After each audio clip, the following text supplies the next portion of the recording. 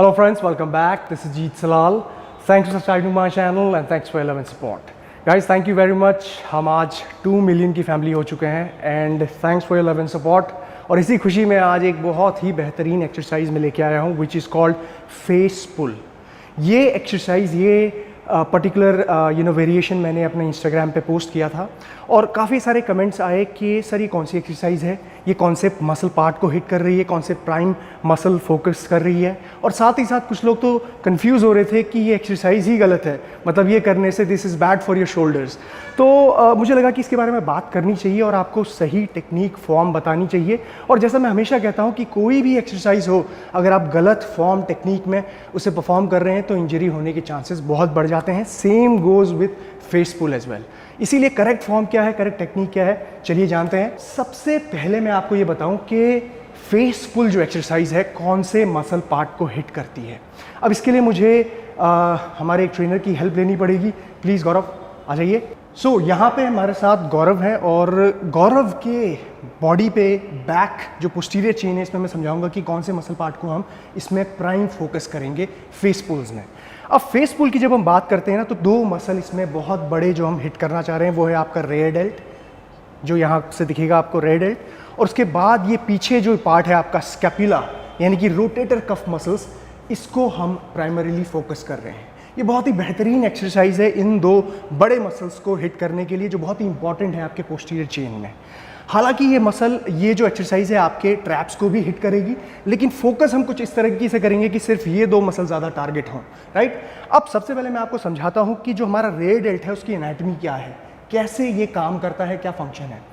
Rare dealt की जब हम बात करेंगे तो आपका पोस्टीरियर हिस्सा ऑफ डेल्टॉइड, डेल्ट का पीछे का हिस्सा, this is the rear deltoid. अब पोस्टीरियर डेल्टॉइड या रेयर डेल्टॉइड जिसे कहते हैं हम, इसको पीछे होने की वजह से ये छोटा सा हिस्सा होता है, लेकिन बहुत ज़रूरी है आपके शोल्डर जॉइंट को स्टेबल रखने के लिए। ग्लेनोह्यूमरल जॉइंट यानी कि जो ये अंदर आपकी ह्यूमरस बोन की बॉल जा रही है, इसको फिक्स रखने के लिए बहुत इंपॉर्टेंट है ये। दूसरी चीज़, इसका जो ओरिजिनेशन है फ्रॉम स्कैपुला, यानी कि जहाँ पे शोल्डर ब्लेड है आपका, स्कैपुला जो है वहीं से इसका ओरिजिनेशन है और इंसर्शन हो रहा है आपका ट्यूबरोसिटी ऑफ ह्यूमरस, यानी कि यहाँ पे ह्यूमरस बोन पे ये इंसर्ट हो रहा है। यहाँ से स्टार्ट हो रहा है, इंसर्ट यहाँ पे हो रहा है। नाउ इसकी बात हम समझ गए, अब इसका फंक्शन समझिए। फंक्शन समझने के लिए सबसे पहले हमें समझना पड़ेगा कि ये किस तरीके से काम करता है।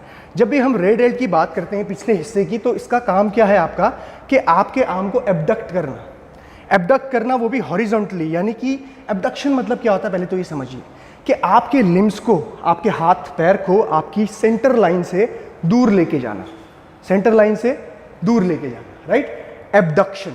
अब रेयर डेल्ट का काम क्या है, आपकी सेंटर लाइन से दोनों हाथों को दूर लेके जाने में फंक्शन इसका ये है। देखिए, this is the function of rare dealt, activate हो रहा है, ठीक है, जब मैं हाथ को सेंटर लाइन से दूर लेके जा रहा हूं, बॉडी की सेंटर लाइन ये है। नाउ इसके साथ साथ शोल्डर का एक्सटेंशन भी इसका काम होता है। शोल्डर एक्सटेंशन मतलब ये, this is called shoulder extension, okay. Extension, shoulder का एक्सटेंशन करने में भी रेयर डेल्ट काम करता है। So horizontally abduction and extension of the shoulder, दो इसके मेजर फंक्शन है। अब बात करते हैं हम स्कैपुला मसल्स यानी कि रोटेटर कफ मसल्स की। दिस इज द स्कैपुला, ठीक है, यानी कि शोल्डर ब्लेड भी जिसे कहते हैं हम, यहाँ पे एक बोन होती है हमारी, इससे ट्रायंगुलर। अब इसमें हमारे जो मसल्स फिट होते हैं इसे कहते हैं हम rotator cuff muscles. Now rotator cuff muscles बहुत ही इंपॉर्टेंट है, जैसे मैंने कहा कि ग्लेनोह्यूमरल जॉइंट को फिक्स करके रखने के लिए, पोस्टीरियर चेन में स्टेबिलिटी के लिए बहुत ज़रूरी है। मसल्स कौन कौन से होते हैं? सुप्रास्पाइनस सबसे ऊपर आता है, उसके बाद इंफ्रास्पाइनस, उसके बाद ट्रेस माइनर, और इंफ्रास्पाइनस के अंदर ही यहाँ पे सब स्कैपुलरिस होता है, ठीक है। तो बेसिकली जो ये रोटेटर कफ मसल्स आपको पीछे दिख रहा है ये वाला, इसके अंदर 4 बड़े मसल्स हैं जो आपके शोल्डर ब्लेड को पकड़ के रखते हैं ऐसा, राइट। जब भी आपका किसी भी तरह का एक्सटर्नल रोटेशन हो रहा है आर्म का, ये या फिर ये, तो ये मसल सबसे ज़्यादा एक्टिवेट हो रहा है, ठीक है। यही इसका फंक्शन है, to externally rotate your shoulder. और पीछे से रोटेशन जब होती है तो स्कैपुला आपका कॉन्ट्रैक्ट होता है। फॉर एग्जांपल मैं आपको यहाँ पे दिखाता हूँ, ये देखिए शोल्डर किस तरीके से कॉन्ट्रैक्ट हो रहा है, मतलब शोल्डर ब्लेड यानी कि रोटेटर कफ मसल्स। नाउ साथ ही साथ इंटरनली रोटेट करना भी इसका फंक्शन होता है। इंटरनली रोटेट कैसे करेंगे? आपका आर्म इस तरीके से इंटरनली रोटेट करना, इसमें आपका अंदर का मसल्स, इंफ्रास्पाइनस के अंदर जो मसल है वो काम आ रहा है, ठीक है। तो बहुत सारे फंक्शन है इसके, रोटेशन, इंटरनल, एक्सटर्नल। सो दोनों ही बड़े पार्ट की जो हम एनाटॉमी समझने के बाद, फंक्शन समझने के बाद, अब हमें आइडिया आ गया है कि जो हम एक्सरसाइज करने जा रहे हैं उससे क्या बेनिफिट होगा। तो फेस पुल में आप एक्सटर्नली रोटेट कर रहे हैं अपने शोल्डर को और साथ ही साथ एबडक्शन कर रहे हैं। एबडक्शन मतलब मैंने क्या बताया था, सेंटर लाइन से अपने हाथ को दूर लेके जाना, दिस इज कॉल्ड एबडक्शन, ठीक है। अभी जब मैं फेस पुल परफॉर्म कर रहा हूं, देखिए एबडक्शन हो रहा है and then externally rotation, right, abduction of the arm and external rotation. तो ये दो प्राइम फंक्शन होने की वजह से ये एक्सरसाइज में हमारे दो मसल हिट हो रहे हैं, rotator cuff muscles and red and. Clear? Now अब समझते हैं कि क्या मिस्टेक्स होती है फेस पुल को लगाते हुए। इसमें मैं आपको पोस्चर बताऊंगा, सारी चीजें डिटेल में। First of all let's understand the posture. किसी भी एक्सरसाइज को लगाते हुए अपराइट पोस्चर होना बहुत जरूरी है, यानी कि ऐसा हंच नहीं करेंगे आप, ना ही शोल्डर्स को आगे रोल करेंगे। हमेशा पोस्चर इस तरीके का होना चाहिए कि न्यूट्रल बैक। फीट की पोजिशन अगर आप देखेंगे तो देखिए स्लाइट नीज में बेंड है ताकि रिलैक्स रहे, लूज नीज इसे कहते हैं, ठीक है। डिस्टेंस आप अपने हिसाब से रख सकते हैं। तो ये चीज़ें हम पोस्चर स्टार्ट करने से पहले करेंगे। साथ ही साथ कोर एंगेजमेंट बहुत ज़रूरी है। कोर को कभी भी आपने ढीला नहीं छोड़ना है, एकदम एंगेज रखना है। दूसरी मिस्टेक आती है इसमें ग्रिपिंग की और साथ ही साथ एंगल की, यानी कि किस एंगल में सेट करना है, मोस्ट इंपॉर्टेंट पार्ट। ग्रिपिंग की अगर मैं बात करूं तो सबसे पहले अटैचमेंट की बात करनी पड़ेगी, कौन सा अटैचमेंट लगाएंगे। रोप अटैचमेंट इस तरीके का होना चाहिए आपके पास, या फिर इससे लंबे लेंथ वाला भी आता है किसी किसी जिम में, वो भी आप लगा सकते हैं, बट नहीं है तो ये अच्छे से काम करेगा, डोंट वरी। दूसरी चीज़, किस तरीके से होल्ड करना है इसको। कुछ लोग ऐसे होल्ड करते हैं, ऐसे फेस पुल करते हैं, कुछ लोग अलग अलग तरीके हैं, बट मैं आपको सही तरीका बताता हूँ, उसका रीज़न भी बताता हूँ। होल्ड करेंगे आप इस तरीके से न्यूट्रल ग्रिप में। न्यूट्रल ग्रिप ऐसे भी बनती है, रिस्ट नीचे बट रिस्ट ऊपर, न्यूट्रल ग्रिप ये, ठीक है। इस तरीके से आप होल्ड करेंगे बिल्कुल एंड में, ताकि आपका जो एक्सटर्नल रोटेशन है वो पूरा हो सके, एक्सटर्नल रोटेशन पूरा का पूरा हो सके, ठीक है। ग्रिपिंग की हमने बात कर दी। इसका बेनिफिट आपको जो मैंने बताया कि एक्सटर्नल रोटेशन आपका पूरा का पूरा कंप्लीट हो सकेगा इसकी वजह से, ताकि आप एंड में पकड़ेंगे। और अगर आप ऐसा करते हैं तो देखिए एक्सटर्नल रोटेशन यहाँ पे रिस्ट्रिक्ट हो जाता है।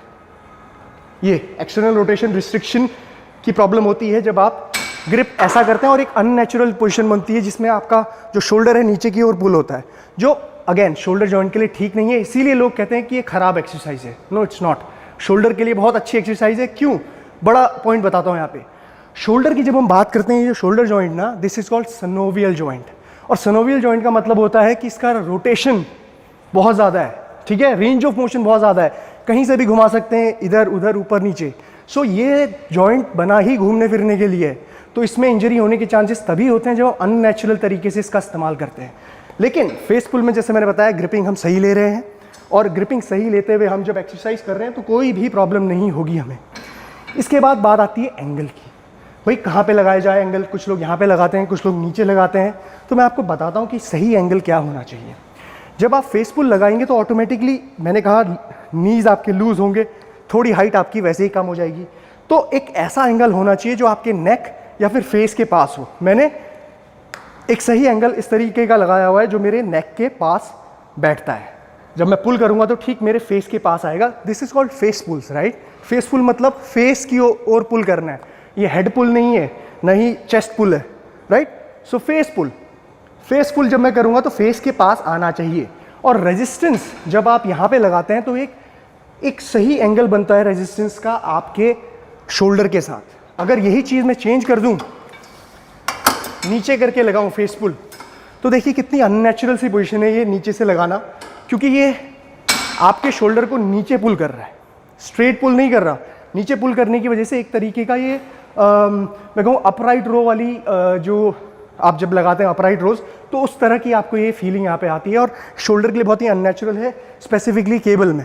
So this is not the right angle. बात करें टॉप एंगल की, तो टॉप एंगल भी करने के लिए बहुत सारे लोग करते हैं। अगेन ये भी एक इस तरह का पोजीशन है जो आपके शोल्डर के लिए सही तरीके से आपके एक्सटर्नल रोटेशन को परफॉर्म नहीं करेगा। एक्सटर्नल रोटेशन हमेशा इस एंगल में होना चाहिए शोल्डर ब्लेड्स का, राइट। और एबडक्शन भी इस एंगल में हो रहा है, सीधे एंगल में, तो वो ज़्यादा इफेक्टिव रहता है, ठीक है। सो अब आती है सबसे इंपॉर्टेंट चीज़, वो है आपके शोल्डर ब्लेड्स का प्रोट्रैक्शन एंड रिट्रैक्शन। यहीं पे खेल बिगड़ जाता है। बहुत सारे लोग क्या करते हैं, एक्सरसाइज लगाने से पहले रिट्रैक्ट कर देते हैं शोल्डर ब्लेड्स को और फिर लगाते हैं आपका फेस पुल। अभी ऑलरेडी रिट्रैक्टेड पोजीशन में क्या हो रहा है कि आपका जो ट्रैप्स है, ट्रैप इन्वॉल्वमेंट ज़्यादा हो रहा है और आप सही तरीके से अपने रेयर डेल्ट को हिट नहीं कर पा रहे हैं। सो कोशिश किया हमारी रेयर डेल्ट को हिट करना और अपने शोल्डर ब्लेड्स को हिट करना, तो रिट्रैक्शन नहीं, शोल्डर ब्लेड्स का प्रोट्रैक्शन होना चाहिए। इस पोजीशन से आप स्टार्ट करेंगे, इस पोजीशन से नहीं। चेक, ठीक है, प्रोट्रैक्शन है, प्रोट्रैक्शन स्टार्ट कर रहा हूं मैं। मेरे ट्रैप्स इन्वॉल्वमेंट बहुत कम है, सबसे ज्यादा एक्टिवेट मेरा रेयर डेल्ट और मेरे शोल्डर ब्लेड्स हो रहे हैं। Protraction, not retraction. यहां से स्टार्ट नहीं कर रहा हूं मैं, ऐसा नहीं कर रहा हूं। Okay, so protracted and contract. So चौथी मिस्टेक आती है यहाँ पे रेंज ऑफ मोशन की। अब रेंज ऑफ मोशन को समझना इसीलिए ज़रूरी है क्योंकि इनिशियल फेज और एंड के फेज में दोनों ही मसल अलग अलग तरीके से एक्टिवेट हो रहे हैं। फॉर एग्जाम्पल, जब आप इनिशियल फेज में यानी कि यहाँ से रेजिस्टेंस को पुल कर रहे हैं तो एब्डक्शन हो रहा है, राइट? एब्डक्शन हो रहा है, दैट मीन्स आपका रेयर डेल्ट यहाँ पे ज़्यादा एक्टिवेट हो रहा है। पुल, एब्डक्शन। और जैसे ही आप मिड फेज में पहुँच रहे हैं यहाँ पे और आप एक्सटर्नल रोटेशन कर रहे हैं तो दैट मीन्स आपका स्कैपुला मसल्स यानी कि रोटेटर कफ मसल्स ज़्यादा ट्रेन हो रहे हैं। Watch range of motion.